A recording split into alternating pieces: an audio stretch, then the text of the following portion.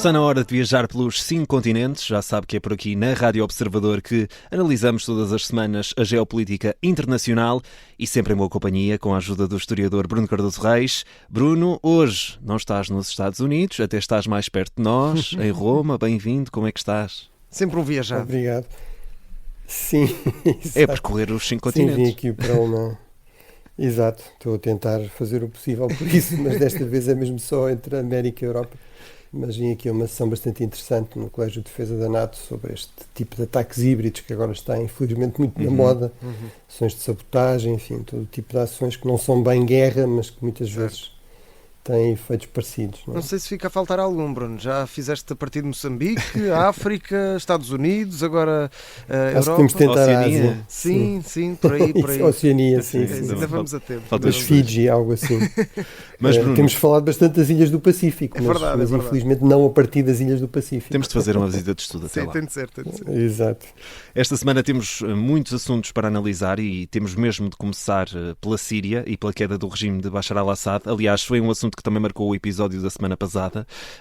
Terminou esta semana um reinado de 24 anos, com a tomada de Damasco pelos rebeldes. Parece que desta vez, Bruno, foi tudo muito depressa. Como é que se explica este colapso? Bem, no fundo, confirmou-se a previsão que o regime estava realmente em risco e que Damasco podia rapidamente cair, não é? Certo. Porque é que eu achei que isso podia acontecer, por exemplo, ao contrário de 2011? Em parte por razões que já falámos na semana passada, enfim, fatores mais estruturais que têm a ver com um certo esgotamento do regime, sobretudo porque depois desta espécie de vitória parcial, de eles voltarem a controlar à volta 2/3 do país, as principais cidades, a partir de 2020 e de um certo congelamento do conflito, a verdade é que não se iniciou qualquer processo de reconstrução, porque a China, por exemplo, que também apoiou o regime de Assad, sobretudo diplomaticamente, nunca se chegou à frente em termos de investimentos. Não há ali grande dinheiro a ganhar, não há grandes recursos minerais, o petróleo até está controlado pelos curdos e, portanto, a Rússia e a China são muito bons a apoiar este género de regimes autoritários, mas a Rússia tem pouco dinheiro para investir, portanto é sobretudo armas, apoio militar, mercenários, neste caso apoio aéreo, apoio diplomático, e no caso da China muitas vezes há realmente a dimensão económica de investimento, mas é se interessar também à China, se for economicamente interessante. Claro. E portanto foi muito claro, por exemplo, nas declarações que até fui ouvindo, que realmente havia aí um certo esgotamento até de grupos que tradicionalmente apoiavam o regime. Não houve também qualquer tipo de reforma nem de abertura do regime, em termos de, enfim, ser menos repressivo, ser menos corrupto. Depois, esta questão de facto, os apoios externos, ou seja, a Rússia muito ocupada com a Ucrânia, muito desgastada com a Ucrânia, portanto, desse ponto de vista limitado no apoio que podia dar, e o Irão e o Hezbollah muito desgastados pelos ataques israelitas. Mas, além disso, também é importante esta ação de uma certa consolidação da oposição sunita em torno de Julani, em torno deste movimento da Organização de Libertação do Levante, a Hayat Tahrir al-Sham, que realmente mostrou, essa sim, alguma disponibilidade para mudar. Durante muito tempo, com grandes desconfianças, até que ponto é que se tinha realmente cortado com a Al-Qaeda, mas aparentemente o suficiente para deixar de ser visto como um risco para a segurança de outros países da região, porque é preciso recordar que estes grupos jihadistas muitas vezes atacam outros muçulmanos noutros estados que são vistos como excessivamente moderados ou comprometidos com o Ocidente, como a Turquia ou a Jordânia, por exemplo, ou evidentemente a Europa. E isso também, sobretudo, disponível para uma postura mais conciliatória, menos vista como menos ameaçadora em relação aos grupos minoritários que são muito numerosos na Síria, como já aqui referimos. Enfim, hoje não sabemos muito bem como é que estão essas estatísticas demográficas, mas talvez à volta de 40% da população sejam outros grupos que não árabes sunitas, curdos, drusos, cristãos de vários tipos, e os próprios alauítas. E depois há a dimensão mais contingente e, se quisermos, mais militar, ou seja, este movimento claramente estava bem armado, estava bem comandado, bem coordenado, moralizado e mobilizado, conseguiu levar a cabo operações de alguma complexidade, ou seja, manobras envolventes. Tipicamente, ao tomar estas cidades sucessivamente e com grande rapidez, eles faziam movimentos em tenaz, ou seja, no fundo ameaçavam cercar essas cidades, e isso muitas vezes levou soldados do regime já pouco mobilizados para resistir, a temerem precisamente de serem capturados, eventualmente serem eliminados e, portanto, fugirem antes de serem cercados, no fundo, Bruno, entrarem de bandada. O que é isso dos movimentos em tenaz? É esse cercar das povoações? Exatamente, ou seja, no fundo é coordenar suficientemente as forças para, no fundo, em vez de fazer um ataque frontal, portanto, vamos dizer, chocar de frente com uma linha defensiva, isso muitas vezes até propicia a defesa, não é? Fazer um movimento, digamos, de contornar essas defesas pelos flancos, não é? Pelo lado esquerdo, pelo lado direito, se quisermos, fazer um pouco de movimento em curva para, no fundo, ameaçar, cercar, cortar, no fundo, a retirada dessas tropas, não é? E depois também, no fundo, este movimento de bandada muitas vezes é contagioso, ou seja, foi o que vimos também um pouco no Afeganistão. Quando se começa a ver este espetáculo de forças bem armadas, que era suposto serem forças de elite que estavam na linha da frente, nas linhas da frente mais ativas, a debandarem, a entrar em colapso, isso tem um efeito, muitas vezes, realmente desmoralizar, também desmobilizar as outras forças que ainda vão restando. E depois, obviamente, começa a haver também suspeitas de que os líderes já não estão no país, começaram a circular esses rumores, não sabemos exatamente quando é que Bashar al-Assad saiu, mas realmente ele saiu da Síria. E, portanto, é sempre esta ideia, quem é que é o último quem vai ser aqui o último a morrer por um regime que já caiu. E, portanto, quando se entra nesse tipo de lógica, o colapso muitas vezes acaba por ser inevitável. E Bruno, sai Bashar al-Assad, ainda não percebemos bem o que é que entra. Há promessas do líder vitorioso, já aqui falámos, já aqui falaste, Mohammad al-Julani, principalmente promessas de respeito pelas minorias, mas também já sabemos que o novo governo da Síria vai congelar a Constituição e o Parlamento por 3 meses.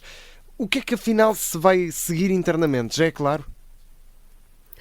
Bem, não é claro completamente, e há muitos aspectos cruciais que não são claros. O que é claro é a queda do regime, isso é bastante evidente. Enfim, ainda houve alguns analistas em Portugal que parecia que estavam à espera de uma espécie de ressuscitar do regime, não percebi muito bem em que termos ou com que base, ou uma espécie de recuperação do apoio russo que não tinha ainda vindo, mas viria, porque não tinha sido pedido na altura devida, enfim. Mas realmente essa queda é bastante evidente e como também muitas vezes acontece com estas ditaduras, de repente ninguém apoiou a ditadura, não é? Portanto, mesmo os que apoiaram deixam de apoiar, passaram sempre a ser opositores secretos. Portanto, essa queda de um regime realmente de 24 anos, com Bashar al-Assad, mas que se estende, que tem mais de 50 anos, portanto, recua a 1970, 71 com o pai, com Hafez al-Assad, portanto, temos mais de 5 décadas deste regime dinástico, vamos dizer assim, que realmente caiu. Também sabemos, apesar de tudo, que há uma questão importante. Não houve até agora notícias de massacres, não houve até agora notícias de repressão generalizada, de hostilidade contra os grupos minoritários. Pelo contrário, as palavras, digamos, a postura da liderança vitoriosa parece ir no sentido certo. E isso parece estar a ter algum efeito. Agora, a grande dúvida é, isto é uma tática de curto prazo, ou seja, aquilo exatamente que os talibãs fizeram no Afeganistão, ou seja, para conquistar o poder, para desmobilizar a resistência, aparecerem com uma face mais moderada, mais tolerante, declararem que querem, enfim, ter um governo inclusivo, etc. E depois, à medida que consolidam o poder, muito rapidamente começam a ter uma postura cada vez mais autoritária, repressiva, enfim, dos direitos das mulheres, dos direitos das minorias, etc. Portanto, esse aspecto ainda ficará por esclarecer. Ou seja, no fundo, nós temos aqui esta questão fundamental que é sempre importante recordar, que é derrubar uma ditadura não é a mesma coisa que instalar uma democracia. Uma mudança de regime não é a mesma coisa que democratização. Podemos ter a queda de uma ditadura e depois ou uma guerra civil ou uma consolidação autoritária de outra ditadura, de uma ditadura de tipo diferente. Por exemplo, o caso do Irão, não é? No caso do Irão, em 1979, tivemos uma revolução muito violenta que derrubou uma ditadura também bastante repressiva do Shah do Irão, do Shah Pahlavi, mas o que seguiu não foi a democracia, como muitos iranianos esperavam, foi um regime teocrático dos ayatollahs, não é? Que se mantém até hoje. Portanto, não é inevitável que haja aqui um processo de democratização, também não é inevitável que haja uma repressão generalizada e não é completamente impossível que a guerra civil ainda regresse à Síria, ou seja, sobretudo à questão dos curdos, à questão da Turquia e da sua enorme hostilidade e desconfiança em relação aos curdos, controlam a zona ainda do leste. Portanto, esse é desde logo uma grande interrogação, o que é que vai acontecer com os curdos, qual vai ser aqui o papel da Turquia. mas sobretudo não temos também ainda a certeza de qual será realmente o perfil do novo regime e até que ponto é que ele será realmente inclusivo. É pouco provável que seja um regime democrático, digamos, pluralista no sentido ocidental, no sentido europeu do termo. Já não seria mau se não fosse um regime altamente repressivo, teocrático, que obviamente poderia inclusive levar a novamente a crises de refugiados, ou seja, à fuga destas minorias, e eventualmente também dificultar o regresso dos milhões de sírios que estão a viver no exterior, a começar pelos 3 milhões que estão na Turquia, 1 milhão que está na Alemanha. São dúvidas que vão continuar a pairar no ar, pelo menos nesta primeira fase. E Bruno, ainda sobre a Síria, muito se falou da importância da Rússia e do Irão no apoio ao regime de Assad e o facto de parecerem ausentes desta vez. Acho que é assim aquilo que salta mais à vista.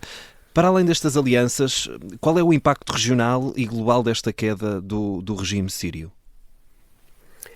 Bem, realmente é de assinalar essa ausência, ou seja, do meu ponto de vista, não faz nenhum sentido dizer que a Rússia esteve ausente porque não lhe foi pedida ajuda. É evidente que o regime desesperadamente precisava de ajuda e a terá pedido também desesperadamente. A questão é, e houve até alguns ataques aéreos por parte da Rússia, a questão é, quer em termos mesmo de meios aéreos, mas sobretudo em termos de meios terrestres, realmente a Rússia não tem uns milhares de forças especiais que pudesse enviar rapidamente para a Síria, não tem meios aéreos disponíveis, munições, etc., disponíveis para rapidamente enviar para a Síria em quantidade, como teve, por exemplo, a partir de 2015, porque tudo isso está altamente comprometido por causa do conflito na Ucrânia, em que, enfim, sabemos que houve centenas de milhares de baixas, em que sabemos que muitas dessas baixas são destas forças de elite, em que há um enorme empenho de meios aéreos, de mísseis, enfim, de todo o tipo de meios aéreos para fazer aqueles ataques constantes sobre a Ucrânia.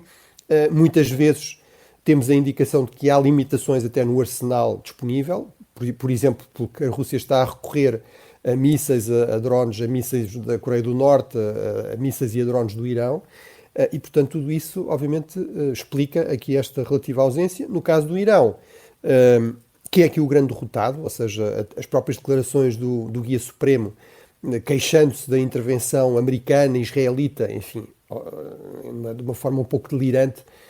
Israel teve aqui um papel muito importante, mas indireto. Os Estados Unidos não parecem ter tido grande papel. O grande papel foi sobretudo da Turquia, que significativamente o Guia Supremo do Irão, que também não quer ter demasiadas tensões com a Turquia, referiu indiretamente. Portanto, não referiu que ainda havia uma terceira potência que também tinha tido aqui um papel muito negativo, mas não a nomeou. Mas realmente a Turquia teve aqui uma vitória importante, conseguiu finalmente alguns resultados, depois de muitos anos de investimento em recuperar influência no Médio Oriente, com vários falhanços, vários fracassos importantes, desde a Líbia ao Egito, sobretudo, tensões muito grandes, certamente também com a Arábia Saudita. Basicamente, agora consegue aqui uma vitória numa vizinhança próxima, e portanto isso é o que parece aqui mais evidente. Os Estados Unidos parecem estar a tentar perceber o que é que se está a passar, portanto, longe de terem tido aqui um papel dominante. Eu diria que, aliás, este conflito reflete muito o que está a acontecer e o que vai acontecer com a retirada dos Estados Unidos, este retraimento dos Estados Unidos de várias regiões do mundo, ou seja, no fundo, criar um certo vazio de poder que depois outras potências regionais, locais, tentam preencher e muitas vezes isso leva a conflitos entre elas, porque não se entendem sobre quem é que deve substituir, digamos, o papel dominante dos Estados Unidos claro. E entram em choques violentos.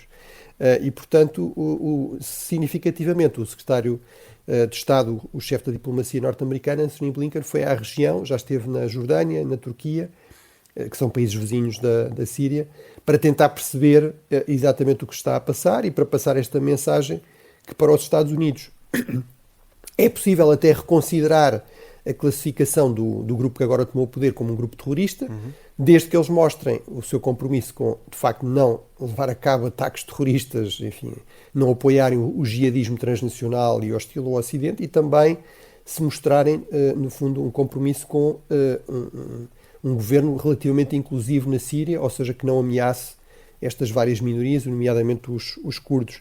Portanto, essa parece ser aqui a principal postura e interesse dos Estados Unidos. Mas eu diria, ainda é muito cedo para dizer exatamente quem é que vai ganhar com isto. Para já é bastante claro quem é que perdeu, sobretudo o Irão e o Hezbollah. O Irão tinha na Síria o grande aliado regional, o grande ponto de apoio para ajudar, armar, municiar o Hezbollah. Tudo isso fica em questão, porque este grupo, nesse aspecto, foi bastante claro, a sua hostilidade ao Irão, ao Hezbollah. Israel, para terminar, fez, no fundo, confirmou também aquilo que temos dito, que é basicamente tem uma estratégia sempre militar, ou se quisermos não tem uma verdadeira estratégia, que implica uma dimensão política, é sempre uma dimensão mais militar, e portanto o que fez foi aproveitar este vazio de poder para bombardear paióis onde estão mísseis, material, armas químicas, etc., mais sofisticado do regime iraniano, e para ocupar posições, no fundo criar uma zona tampão para além dos próprios Montes Golã, que já são território sírio ocupado há muitas décadas, uma zona adjacente, no fundo, criar aqui uma barreira adicional a qualquer ameaça que venha da Síria em relação a Israel. Bruno, temos apenas 3 minutos nesta primeira parte. Não sei se preferes deixar os Estados Unidos para a segunda parte, senão vamos aqui no minuto e meio a cada um dos dois temas que faltam. Vamos primeiro à Ucrânia. Vamos à Ucrânia porque esta semana tivemos uma espécie de cimeira de paz em Paris, antes da reabertura da Catedral de Notre-Dame. Volodymyr Zelensky, Emmanuel Macron, também Donald Trump juntaram-se. Pergunto se pode ter realmente dado frutos este encontro e se Emmanuel Macron pode ser daqui também como o principal dinamizador da paz neste conflito, mais até do que na própria política francesa. Sim, a política francesa está realmente muito complicada, mas, enfim, vamos certamente falar disso na próxima semana. Mas, apesar de tudo, a França e a Europa, com todos os problemas que têm, continuam a ter um certo soft power, um certo poder de atração. Que, por exemplo, pode ser importante para Donald Trump, que é muito sensível a essa política da imagem, do prestígio, e, portanto, Macron, do meu ponto de vista, foi muito hábil e acertado em convidar o novo presidente americano, o presidente eleito, para vir a Notre-Dame. Ele, claro, que aceitou, e também fez muito bem em aproveitar isso para propiciar um encontro a três com o presidente da Ucrânia, Zelensky, e, no fundo, fazer alguma pressão sobre os Estados Unidos, sobre a nova administração, a futura administração, para continuar a apoiar a Ucrânia. Desse ponto de vista, não me parece que os resultados sejam espetaculares e também não me parece que se possa dizer que Macron será aqui o grande ator na paz ou na guerra na Ucrânia. É certamente dos países europeus que têm aqui algum protagonismo importante, quer pela dimensão diplomática, quer pela dimensão inclusive militar, apesar de tudo, da parte da Grã-Bretanha e da Alemanha, a França ainda é uma das grandes potências militares, é a única com a Grã-Bretanha a ter armas nucleares, porque é muito importante, por exemplo, para a dissuasão da Rússia, tem uma indústria militar também importante, mas, portanto, tem um papel importante, mas não será decisivo, e este encontro também não foi decisivo. Em todo caso, parece-me que foi positivo e que, enfim, é uma forma de passar esta mensagem. A Europa não vai deixar cair a Ucrânia, não vai deixar de pressionar os Estados Unidos para não deixar cair a Ucrânia. Enfim, não vai querer uma paz a qualquer preço com a Rússia. Bruno, estamos aqui mesmo no limite da nossa primeira parte, por isso vamos mesmo deixar os Estados Unidos para a segunda parte. Numa segunda parte que ainda vamos até a América Latina, vamos falar também de Lula da Silva, fazemos também escala em África, por isso voltamos já a seguir até às notícias. Por isso, até já, Bruno. Até já, Bruno. Até já.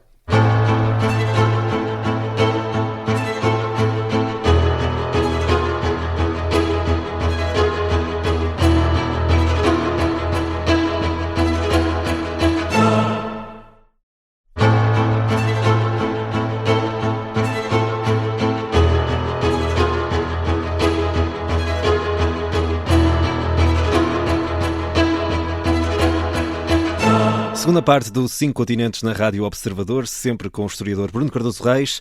Todas as semanas viajamos com ele pela geopolítica internacional. Bruno, bem-vindo mais uma vez. Vamos voltar aqui aos Estados Unidos, aliás, vamos pousar nos Estados Unidos. Vamos falar dos nomes anunciados por Trump para o Departamento da Defesa e também no FBI, que tem continuado a dar polémica, mas no FBI, por exemplo, o diretor Christopher Wray anunciou que vai sair antes de Trump tomar posse. Pergunto-te, Bruno, se isto é normal com um novo presidente e o que tem gerado controvérsia nos novos nomes para estes dois cargos que são muito importantes nos Estados Unidos. Sim, há aqui um primeiro dado interessante que é, portanto, já se fez as contas, já há muitas nomeações, dezenas e dezenas. Nesse aspecto há que elogiar, no fundo, aqui o profissionalismo da transição, ou seja, esta equipa, nomeadamente com a chefe de gabinete de Donald Trump, que foi também responsável pela sua campanha, realmente ele conseguiu, com grande rapidez, até mais rapidez do que Obama ou Biden, de facto ter uma equipa preparada, que é um contraste absoluto com aquilo que aconteceu em 2016, em que no fundo ele esteve a improvisar, enfim, já depois de tomar posse ainda havia nomes por preencher durante imensos meses, etc. Portanto, há aqui um contraste importante.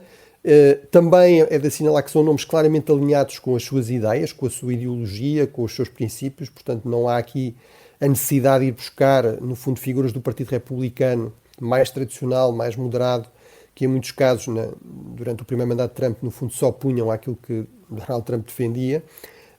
Mas não é normal, portanto, tudo isto é, no fundo, um exemplo de uma boa transição, mas depois o que não é assim tão bom, ou não é assim tão normal, é, por exemplo, esta questão da demissão do diretor do FBI. O diretor do FBI tem um mandato de 10 anos. A razão por que tem um mandato de 10 anos é para o isolar, precisamente, da política partidária. E, portanto, não é suposto, ao contrário da maior parte dos cargos, mas, por exemplo, quer os comandantes militares, quer o diretor do FBI, não é suposto demitirem-se quando o novo presidente toma posse, não é? Portanto, porque a ideia é que não são cargos políticos, não são cargos de dependência política. Nos Estados Unidos, há muito mais cargos de nomeação política até do que é habitual na Europa. Estima-se que há volta de 5.000 cargos de topo. Portanto, vai muito para além dos ministros, diretores-gerais, etc. Tudo isso é habitual realmente de serem substituídos, embaixadores, etc. Mas, no caso, por exemplo, do diretor do FBI, realmente não é assim, não é essa a tradição. Aliás, este diretor, o Christopher Wray, foi nomeado por Donald Trump. Portanto, ainda lhe faltava 2 anos para terminar o mandato. Foi mantido por Joe Biden, que respeitou essa tradição. Mas realmente Trump tinha deixado muito claro que não o queria, não é? Que achou que ele não foi leal a ele, que ele, cumprindo, aliás, porque o FBI funciona um pouco como a polícia judiciária, portanto, cumprindo aquilo que vinha do Departamento da Justiça, da Procuradoria-Geral, vamos dizer assim, conduziu várias investigações, por exemplo, em relação ao assalto ao Capitólio, ao 6 de janeiro, etc., às violações também das regras de segurança com aqueles documentos altamente classificados, inclusive sobre questões nucleares que Donald Trump levou para a sua residência privada, etc., mas, portanto, ele encarou isso como uma deslealdade e, portanto, deixou claro que o iria demitir, porque isso o Presidente pode realmente fazer. Não é suposto fazê-lo por este tipo de razões, mas pode fazê-lo e, portanto, Christopher Wray optou por se demitir antes de ser demitido, antes de ser forçado a sair.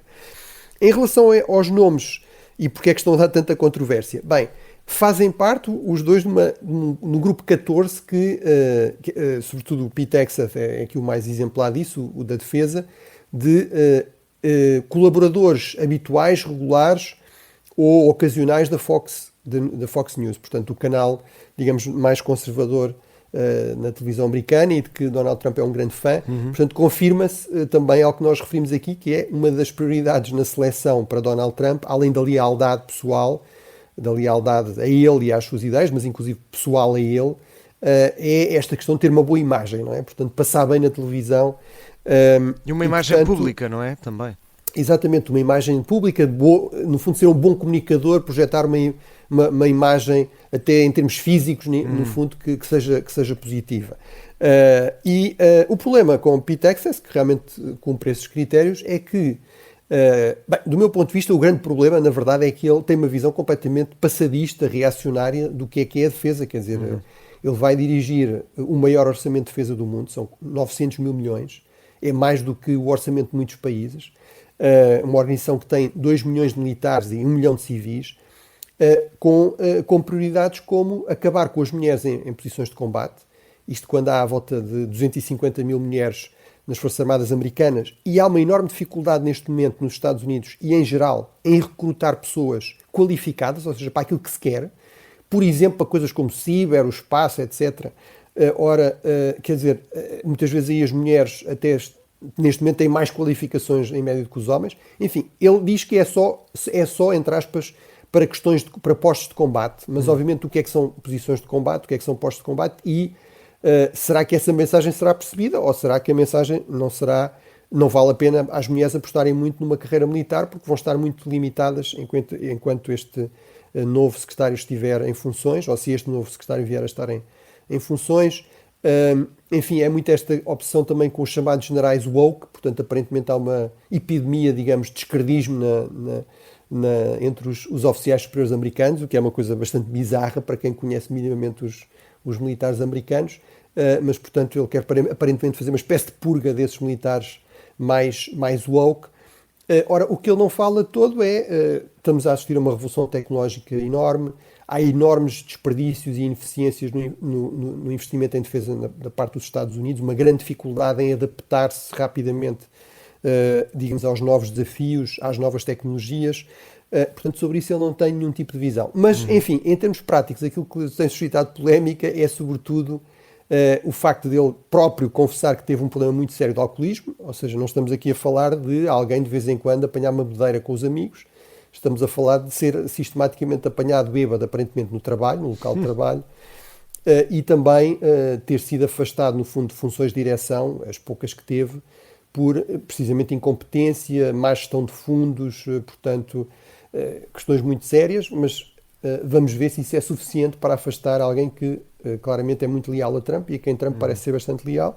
Depois, no caso de Kash Patel, o diretor indicado para diretor do FBI, a grande questão é que ele, muitas vezes e repetidamente, disse que deveria-se usar o FBI, no fundo, para funções de perseguição política aos adversários de Donald Trump, que ele iria também fazer uma espécie de purga política do FBI, ou seja, iria punir os investigadores que foram postos a investigar digamos, por mandato judicial vários destes casos que referimos, o assalto ao Capitólio, etc. E, portanto, no fundo, há este temor de que haja aqui um abuso de poder, de um poder bastante importante, que é o de uma polícia judiciária, para funções que não são as que deveria ter. Claro. Bruno, vamos até à América Latina, mais precisamente até Nicarágua, numa proposta que está a gerar muitas reações. Daniel Ortega quer consolidar o regime cada vez mais autoritário e quer passar Rosário Murilo, que é a sua esposa, é preciso sublinhar isso, de vice-presidente a co-presidente. Qual é que é o significado desta revisão da Constituição, Bruno? Isso também tem precedentes na história. Bem, é só mesmo se recuarmos até à antiguidade ou até às monarquias, não é? Portanto, de facto, por exemplo, na República Romana havia 2 co-presidentes, quisermos, não se chamavam assim, chamavam-se cônsules, não é? Havia 2 cônsules. Mas claro que a ideia na República Romana, que era uma constituição híbrida, que tinha muito este princípio dos pesos e contrapesos, é um pouco uma inspiração até das constituições atuais nesse sentido. A ideia era precisamente eles, no fundo, evitarem um abuso de poder ou uma excessiva concentração de poder no outro. Portanto, não eram 2 figuras do mesmo partido, vamos dizer assim, tipicamente. Quando passou a ser assim, com o famoso triunvirato, que incluiu, no fundo, a distribuição dos lugares de cônsul entre Pompeu, Crasso e César, portanto, os cônsules foram o Pompeu e o Crasso, isso foi o fim da República, no fundo. Também temos exemplos nas monarquias, inclusive em Portugal, por exemplo, tivemos, no caso da Dona Maria I, Dom Pedro III, eram os 2 à partida co-soberanos, portanto, juntamente soberanos. Na verdade, não só a rainha é que tinha mais direito ao trono, portanto, era a rainha reinante, mas na prática até foi mesmo ela que assumiu mais esse papel, no final do século XVIII, até depois ficar doente, mas isso aconteceu também noutras monarquias, no caso britânico há, por exemplo, o Guilherme III e a rainha Ana, portanto, a rainha Ana é que tinha mais direito ao trono, o Guilherme III era um príncipe de origem holandesa, mas é ele que vai assumir mais as funções de governação, mas são, a partir dos 2 co-governantes, co-reinantes. Portanto, isso aconteceu algumas vezes no passado, mas obviamente não tem aqui precedentes, digamos, em repúblicas democráticas contemporâneas. E, sobretudo, o que é que isto quer dizer? Bem, quer dizer que, por um lado, não basta a Rosário Murilo ser vice-presidente. Tem de ser co-presidente. Porquê? Porque Daniel Ortega provavelmente pode morrer, ou seja, e aí há algum receio, parece-me que esta mudança tem a ver com isso, ou reflete isso. Porquê dar-se esse trabalho? Porque à partida formalmente ela assumiria. Bem, é no fundo o receio de que, apesar de tudo, seria necessário haver passos de formalização dessa transferência de poder, envolvendo a Assembleia, etc. Assim, no fundo, não é necessário isso. Ela automaticamente continua como presidente, vamos dizer assim, se Daniel Ortega morrer, não é? Portanto, ninguém pode interferir com o processo, ninguém pode pôr isso em questão, mesmo aqueles dissidentes que têm emergido dentro do próprio movimento sandinista, Daniel Ortega, que historicamente surgiu precisamente para combater uma dinastia política, a dinastia dos Somoza, mais uma vez uma destas dinastias republicanas, um pouco também como os Assad, neste caso na América Central, que tinham dominado a política, enfim, de forma ditatorial na Nicarágua, desde os anos 30 até 1979. Mas, portanto, ironicamente, o sandinismo acaba por regressar ao ponto de origem, se quisermos, ou ao defeito de origem, e depois é realmente uma formalização desta completa deriva autoritária e ditatorial do regime na Nicarágua, ou seja, para quem tivesse dúvidas, isto é acompanhado de outras mudanças constitucionais que formalizam o poder absoluto destes co-presidentes. Eles passam a coordenar o poder legislativo, a coordenar o poder judicial, a coordenar o poder municipal, portanto podem nomear e admitir presidentes da Câmara, juízes, podem interferir no próprio Parlamento. Portanto, é realmente para quem tivesse dúvidas que a Nicarágua neste momento é uma ditadura personalizada e familiar, digamos, do casal Ortega, isto fica bastante claro com esta mudança. E Bruno, continuamos na América, mas agora vamos até ao Brasil. Muita coisa a acontecer esta semana. Primeira controvérsia com Rosângela da Silva, conhecida como Janja, mulher de Lula da Silva, e que em plena conferência de imprensa do G20 insultou Elon Musk e, sobretudo, depois também Lula da Silva, que foi operado pela segunda vez. Ao que tudo indica, Bruno, correu tudo bem, mas o que queremos saber é se vamos ter um afastamento formal do presidente Lula ou não vamos chegar a esse ponto, e que interpretação tens da atitude da mulher de Lula da Silva em plena conferência do G20, que não deixa de ser aqui um bocadinho curioso e para insultar alguém muito poderoso.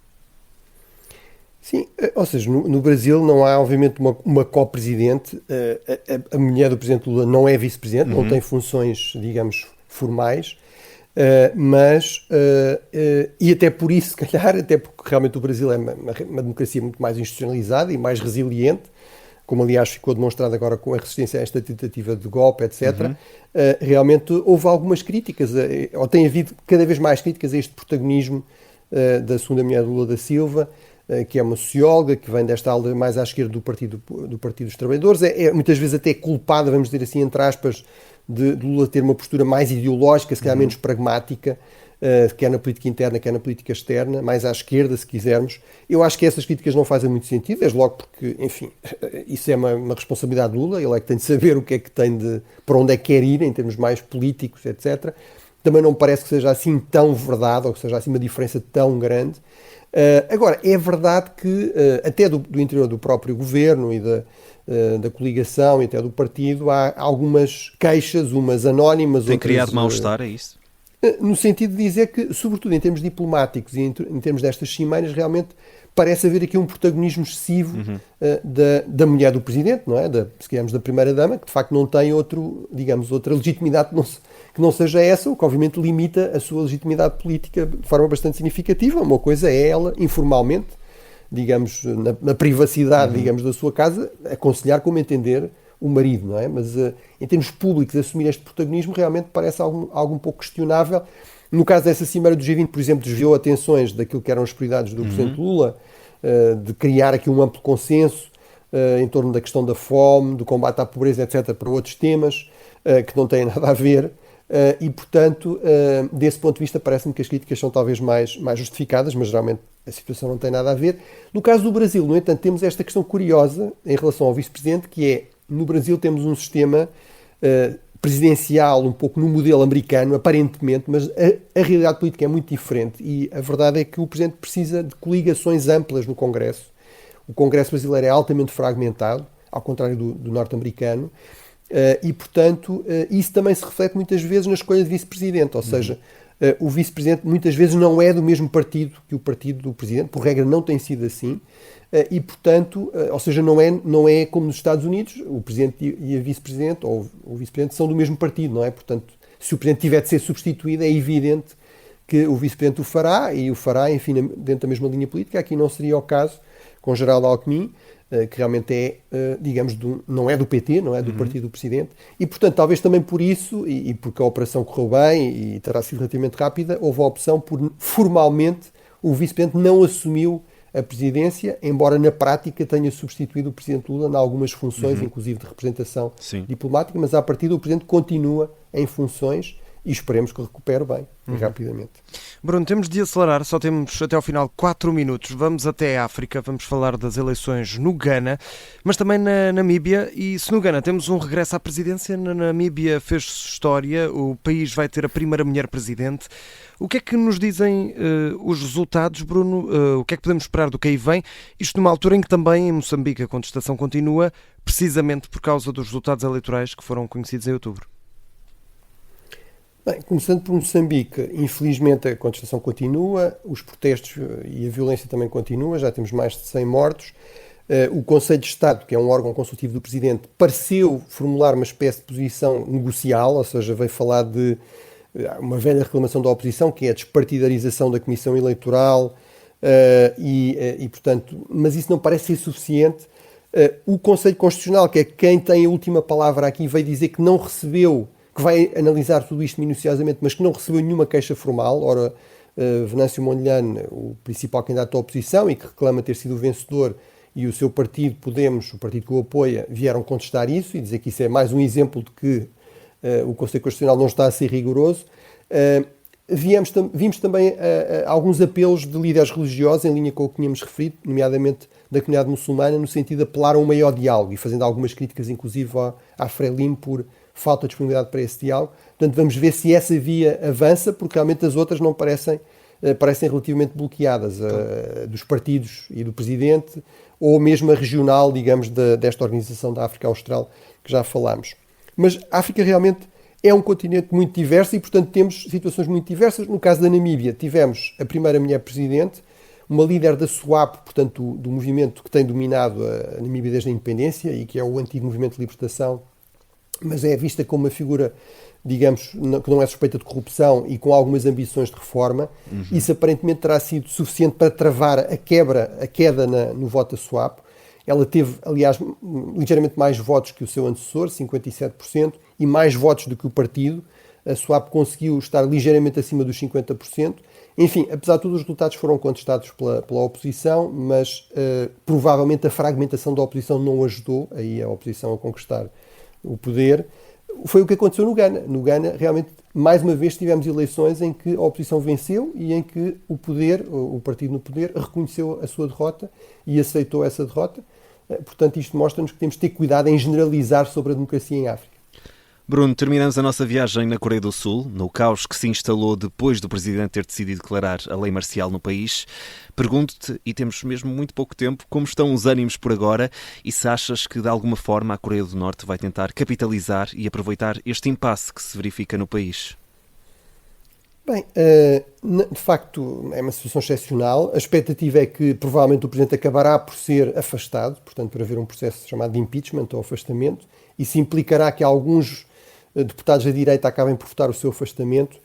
Isso torna-se mais provável porque realmente ele, neste momento, está numa posição extraordinariamente frágil, de uma enorme desconfiança e num contexto internacional muito adverso. Quer dizer, como é que é possível um presidente que não se sabe muito bem se comanda ou não as Forças Armadas, porque as pode eventualmente usar para fazer um golpe, quando precisa de ter aí um comando claro para lidar, por exemplo, com uma eventual crise com a Coreia do Norte.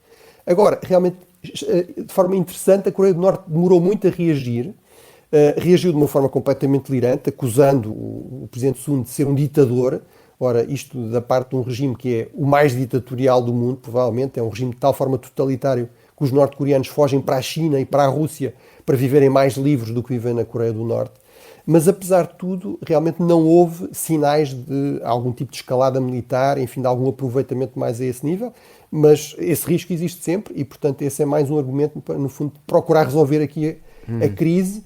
Agora, a saída realmente não é fácil porque a Coreia, como muitos outros países democráticos, está extremamente polarizado, extremamente dividido. Bruno, vamos mesmo em 30 segundos a uma recomendação muito, muito rápido. Tens uma recomendação, vamos dizer, natalícia, podemos já dizer, para os nossos ouvintes? Sim, pode ser. Bem, eu, como disse, estive aqui no Colégio de Defesa da NATO e a atual diretora da investigação do Colégio de Defesa, a Florence Gau, publicou um livro muito interessante.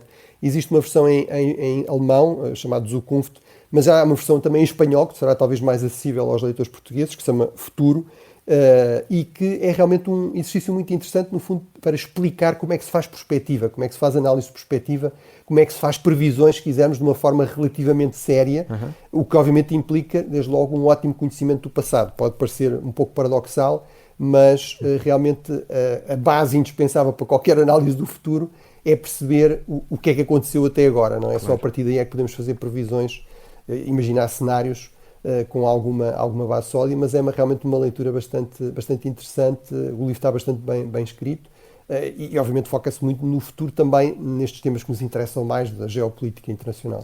Fica aqui uma prenda de Natal antecipada do nosso É Bruno isso. Cardoso Reis. Muito obrigado por estares connosco mais uma vez. Mais uma semana a viajar pelos 5 continentes. Temos encontro marcado no próximo sábado, por isso, Bruno, até lá, um abraço. Um abraço, Bruno.